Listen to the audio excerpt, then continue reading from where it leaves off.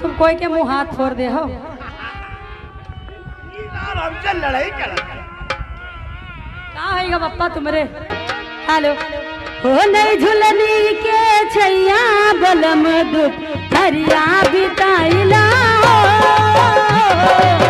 नहीं झुलनी के छैया बलम दुख हरिया बिताइला आवा बिताइला दुख हरिया बिताइला आवा बिताइला दुख हरिया ओ नहीं झुलनी के छैया बलम दुख हरिया बिताइला हो नहीं झुलनी के छैया बलम दुख इसी गांव गुलरा के रहने वाले। अच्छा ये है प्रधानों के प्रधान। कौन प्रधान? नया प्रधान। ये है अकबर प्रधान। अच्छा ये 200 रुपया इनाम दे रहे हैं। ये 200 है? अपने घर से दे हो का? हमारे घरे नहीं तो देवे कहाँ? ओ बप्पा 20 रुपया है। ये कौन? टोवा टावर है। बप्पा दवा वाली समूल लिए ठाड़े हम। 10 रुपया लगा भौजी बैग गेट लगा।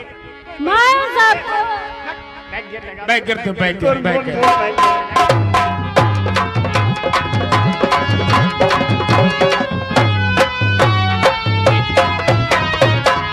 और ये आ गए दादाओं के दादा।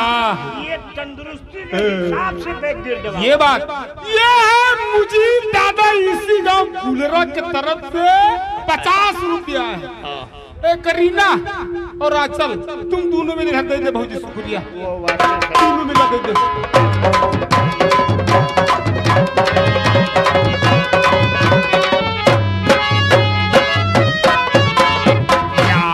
छिनाले चकिया। ओ नहीं झुलनी। पप्पा गाना याद देवरा ढोड़ी चटना बा कहे चाट लो। हेलो